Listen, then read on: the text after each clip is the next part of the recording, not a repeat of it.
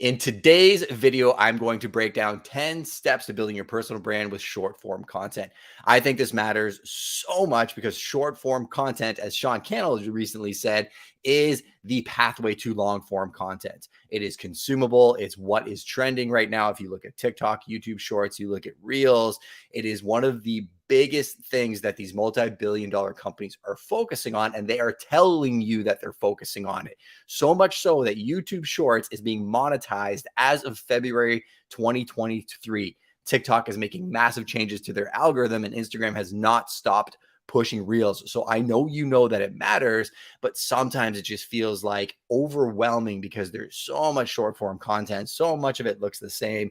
You feel like you want to have a unique voice. Today, I'm going to really help you understand how to accomplish that using myself as a bit of a case study and some other people that I'm going to share with you. So I think the number one thing that you need to do when looking to create short form content is you really need to define what your buckets of content are or who your audience is. One of the biggest mistakes that I made very early on in my career, I will share my screen to show it to you and do this live, is I didn't really know who I was. So this was, I think, back in 2018. I was already at episode 258 of my series called The Closers Daily. It wasn't great content. I was inspired by Gary Vee's Daily V. And this is honestly how I built my business. I was just putting out content every single day, reading pieces of contracts. And if you look at the titles here, here's where I want to clarify a mistake that I made. So this one, very simple, how to increase your Instagram followers. Number 2, how to fix your phone. Number 3, how to interview an agent. Number 4, how to win $2,500, shopping an offer. And then this one right up here, what's in your cup? When I look at all of those titles, it's very confusing to the people that are reading it. Like I'm going from how to increase followers to win $2,500 to what's in your cup. I really had to go through creating thousands of pieces of short form content to really understand who I am today. And I'm going to go back to my actual feed today, where it's a lot more clear when I'm showing you the only two things that I talk about these days are real estate and media. So I went through the pathway of putting out tons of short form content and got very clear about the content I'm going to put out is geared towards people that are interested in real estate and building businesses. That is it. When I had my 2 content buckets, it then allowed me to realize that the ideas that I was putting out there needed to speak and answer questions to those audiences. A quick highlight that I'm going to make because I'm on this page is I've only got, 13.5 thousand followers. It may seem like a lot to some people, but I built this account over a decade through a lot of hard work, a lot of engagement with other people's accounts.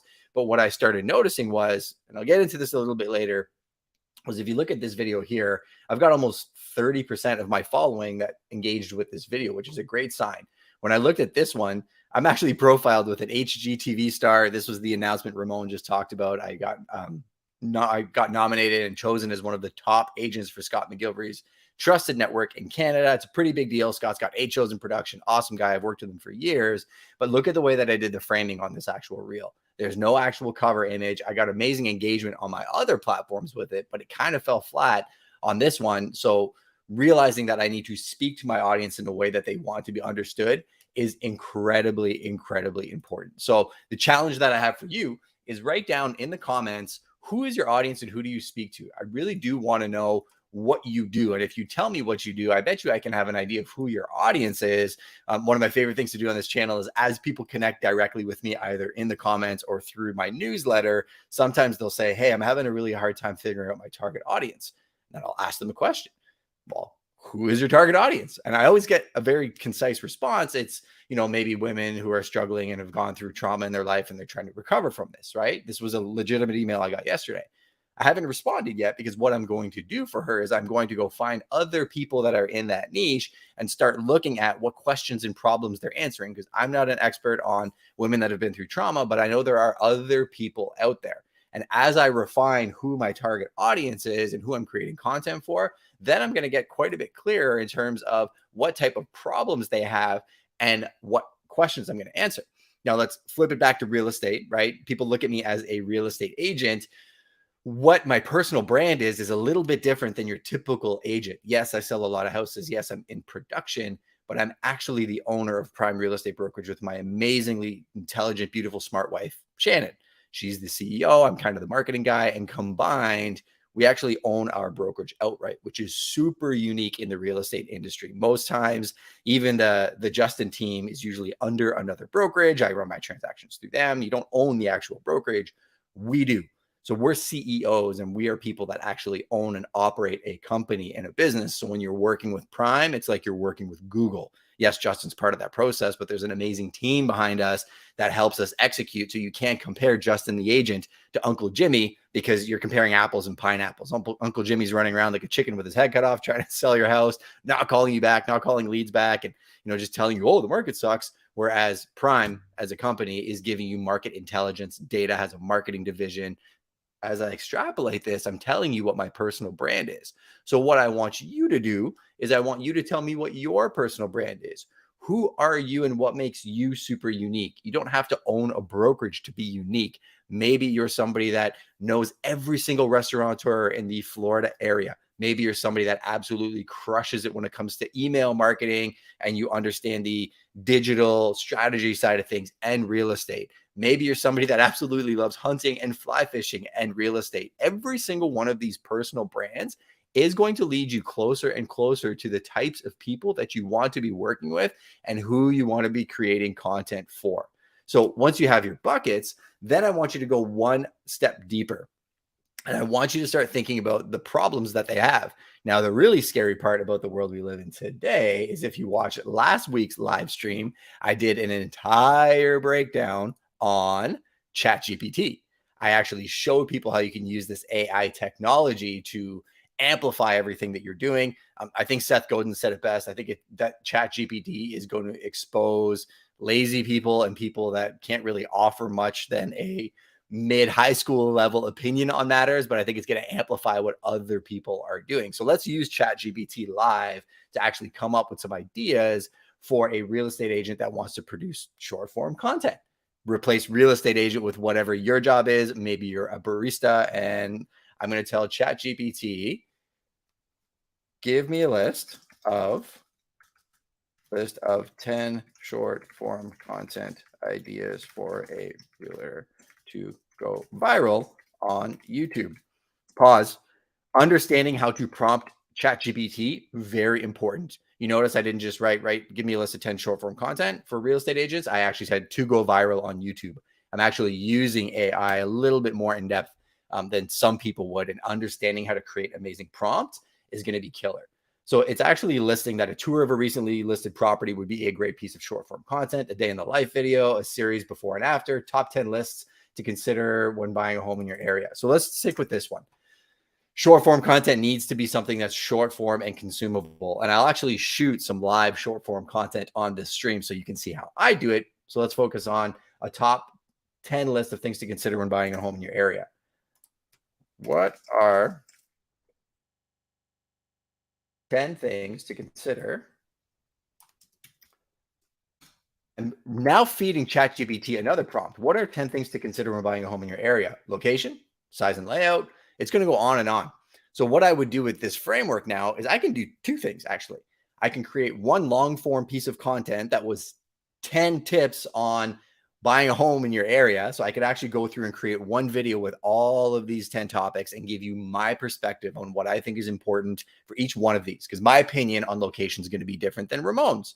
My opinion on size and layout is going to be different than Fiona's because it's going to be based on my experience. But me discussing these 10 topics is really going to be able to help my audience understand my expertise, draw in the people who are going to want to work with me, and repel the ones who aren't going to want to work with me. So say I were to sit down and shoot this video, right? And I took about probably half an hour to talk about it, and I just did it long form. I'd have a long form piece of content. But what could I do after that would be insanely valuable? And the whole purpose of this video, I could then turn the long form piece of content off. I could take my iPhone and I could leave it in portrait mode because people actually read their iPhones in portrait. And I could turn on record and I could read the first one. And I can do a 60-second clip on location. What's really cool about batch shooting your content is I just did the long form video. So I already know in my head what I'm going to say. Maybe I flub my lines a few times in the long form video. It is going to roll off my tongue because I'm already in the mode of doing it, where I think a lot of people go wrong with short form content is they break the pattern, right? They think, okay, I'm going to shoot one video today and then I'm going to go wash my cats. I'm going to shoot this video, then I'm going to go sell a house. I'm going to shoot this video, then I'm going to get the groceries. And they're in this constant falling forward mode where they know they need to do it, but they're not making time for it. And then they resent themselves because they haven't made time for it. They have nothing to post. They see their competition doing it. They start looking at their followers. They get completely distracted from their goals and they feel bad about themselves. We are going to stop that today, because stop counting other people's money and it is none of your business. If you actually want to create a brand using short form content, I am literally giving you the blueprint. So just write down your content buckets, use ChatGPT to find out your prompts. Andrea, it is openai.com. Sorry, there was a comment in the asking about what website this was. I'll share it in a second again. And then shoot the content. So let's do it right now. I'm going to shoot, I'll call it 3 pieces of short form content for you all so you can see how I do it. So first, I'm going to look at the location. Consider the location of a home, what's important to you, proximity to work, school, public transportations. One of the most important things you need to consider when buying a home is location, location, location. I have seen so many people make mistakes just falling in love with the staging or how the house looks in the interior, yet they avoid the fact that there's a railway right behind the home. Or maybe it's on a very, very busy road and they have growing children. One of the biggest jobs I have as an agent is to point out those flaws, because really, I don't want to sell them a house that I'm going to have a hard time reselling in 5 years when they move again. So make sure you really understand the location of the home that you're purchasing and why it matters. I talk fast, so that was probably 25 seconds, but I can now clip that short form piece of content from this live stream and I'll put it out on my IGs. If you want to see that live, go to Justin Conical on Instagram, follow me. I'm sure you will see it again. Neighborhood. If you don't think the neighborhood you're buying in matters, you are wrong. Let me tell you why. Not all real estate markets are created equal, even so much so that I would say be very careful about meeting macro headlines when it comes to real estate. A lot of times they're talking about big cities, but they're not getting micro to the actual neighborhoods. Neighborhoods transition quite often. A lot of times you'll find neighborhoods where people are investing tons of capital into, but they have not seen resales yet.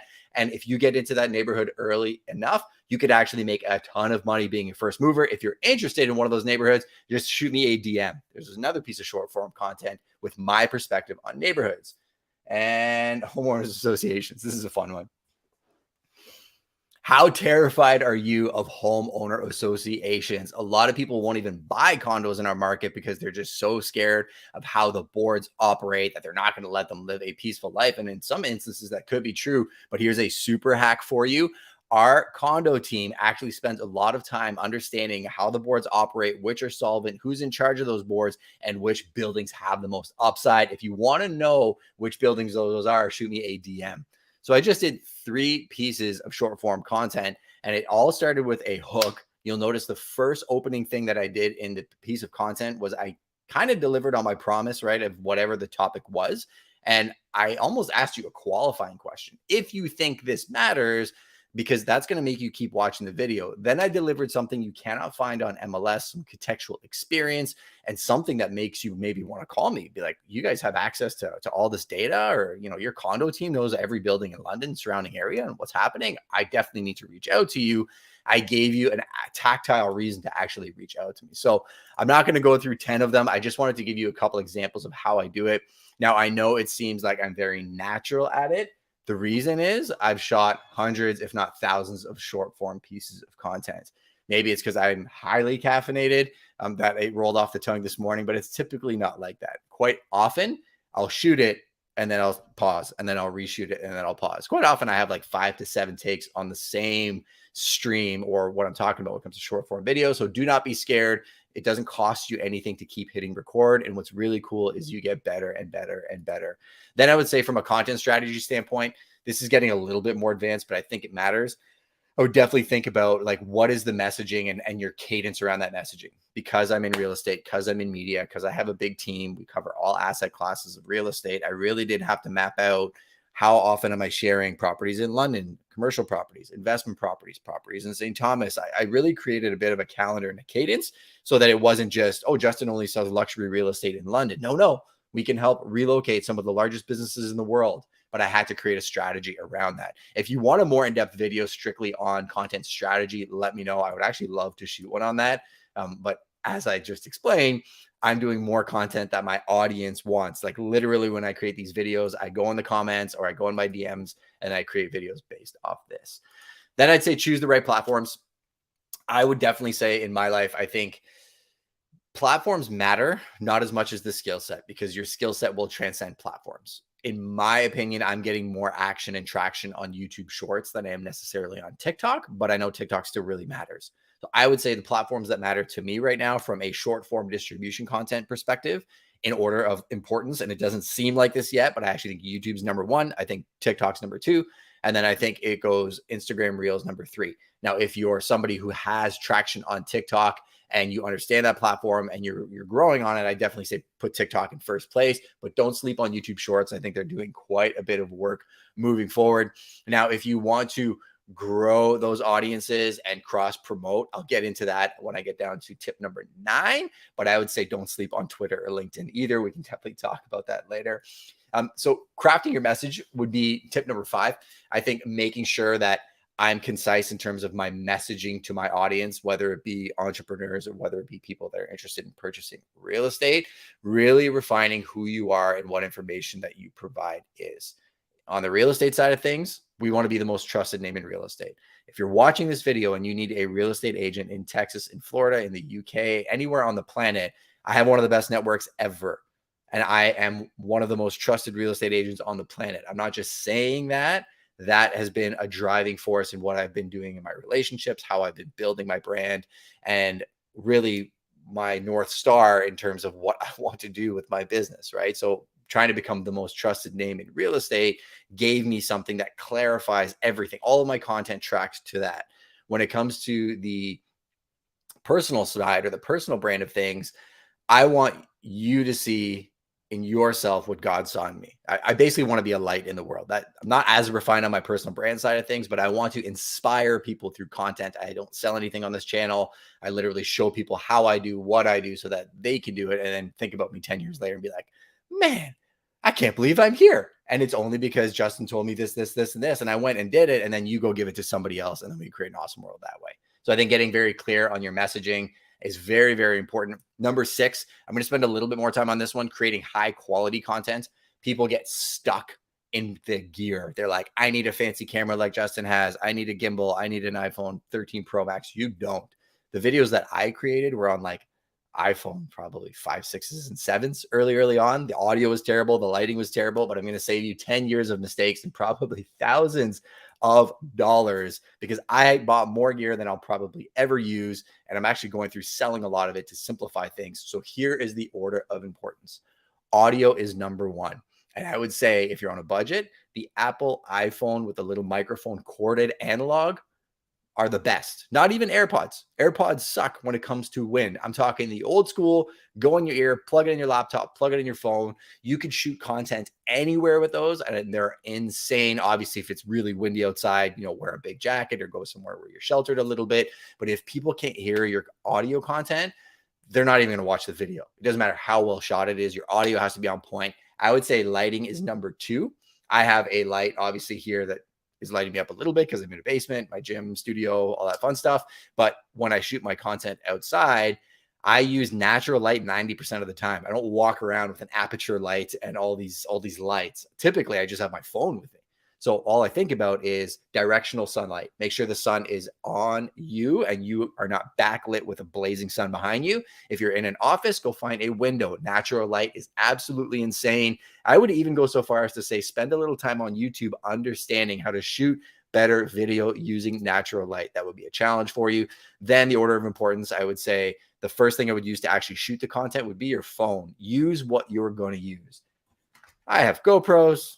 I have drones, I have DSLRs, I have iPhones, I have all of the things. I shoot 80% of my content myself with my phone and I'm busy. So you have no excuse. You just got to get good at getting used to using your phone. What's really cool is a couple super hacks you can do with your phone. You can go into the camera settings and you can change your frames per second.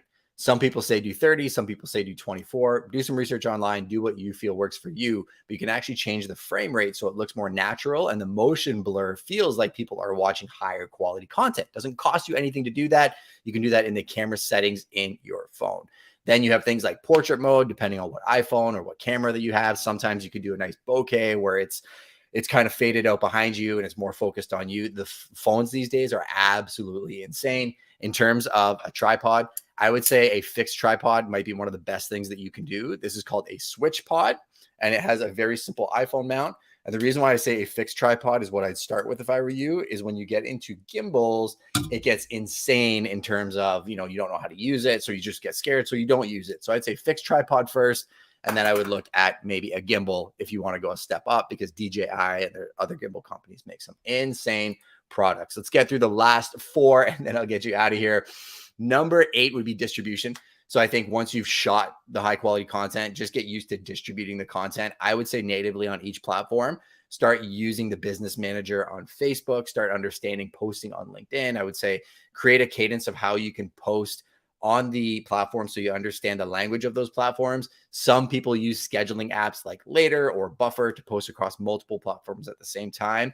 I don't find it works as well. I still think posting natively is super important. So if you want to use a scheduling app, you can use a scheduling app to just auto prompt you to share, not auto post, because then it'll say shared by Later. Some of my content is shared on Later. I still think posting natively is super important. Number 9, the next important thing I'd say is engage with your audience. Not for nothing, the number one way I built my channels was actually engaging with people, talking to them, having conversations with them, talking to Andrea and answering her question when she asked about the chat AI, when I was talking to Olivier Maurice, who's in Montreal, and short form is so much fun. He's a great commercial broker out of Montreal. I've gotten to know his personal brand because he engages with me on these lives every week. Sheila Santini, I'm excited that you're here. Jan Dykers, Stars Tina. And as I go down the list, I'm starting to realize, how awesome my community is by seeing the same people on a regular basis. But what's really cool is if you're watching this content and you've gotten any value from it, please share it to somebody that you think will get some value, or hit that subscription or like button. It would mean the absolute world to me.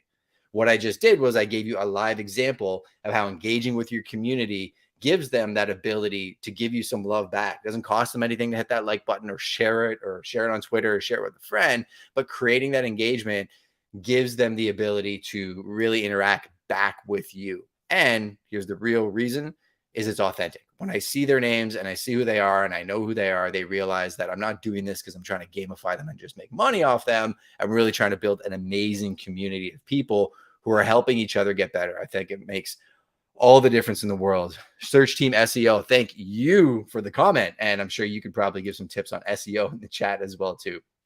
Number 10, collaborate with others. I think it's absolutely crucial to collaborate with other people when it comes to short form content. This is a super hack. I've actually seen a bit of a trend recently where people are taking 2 accounts and they're co-posting it to amplify themselves.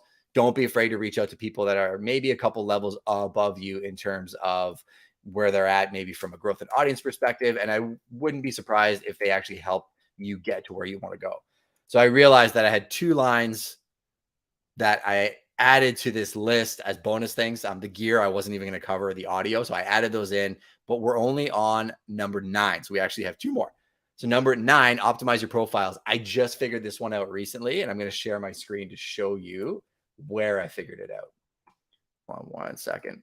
All right.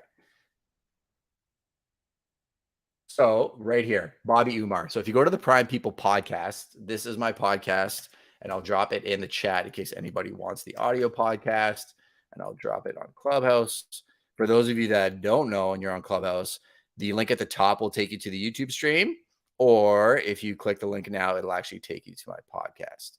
And I do this live stream every week on Clubhouse and YouTube. And then what I typically do is I take down the video because I provide some information I don't provide to the public for free. And then I'll repost a video with some limited information. So you kind of got to be here on Clubhouse at 7 a.m. on Fridays to catch these live training segments. But the reason I wanted to cover the optimize your profile is Bobby Umar is an absolute beast on LinkedIn and Twitter. Ramon Ray is actually going to bring him on to Clubhouse. I linked them 2 up, and they really talked about, like, I asked Bobby Umar live on this podcast. You can watch the replay. Who do you think I am? He's like, I have no idea. He's like, I know you hang in a lot of spaces that I do, and we collaborate a lot. But he's like, I really don't know what you do. So this really signaled me to clean up my profile. So even somebody that's been doing this a decade, that puts out thousands and thousands of pieces of content, that's built businesses and gets clients every day from short form content, be a student of the game. I'm always trying to get better, and I optimize my profiles. Made a massive difference over the last month. If you want tips on how to do that, go to the Bobby Umar episode. It is absolutely money. Number 10, monitor and evaluate your progress. I think a lot of people make a huge mistake by not actually looking at the metrics. I shared it at the beginning of the video. A lot of people just end up posting the content and then just going off their gut. Look at the data. Tyler Mount from Ryan Serhan's team, we work very closely with them, taught me this. Once you get to the place where you actually have data to look at, start looking at the data, start creating more content that people want to consume and tracks to who you are. And I think you can be organically who you are and post content about who you are and what you love to do and attract more of the right people. And you can use the data and these multi-billion-dollar companies to help you do that. If you got any value from the episode, make sure you smash that like button. I dropped another link for some free resources. I have a resources page where I have PDFs on everything that I'm teaching here, links to all my videos and everything else. And I'll drop that in Clubhouse in case anybody wants that resource. I definitely appreciate you guys being here. It is 7:30, just like Barbara Majeski. I started on time. I end on time. Thank you for being here. It means the absolute world to me. And I'll catch you on next week's live stream. But for now, go create some short form content. Let me know how it goes. Take care.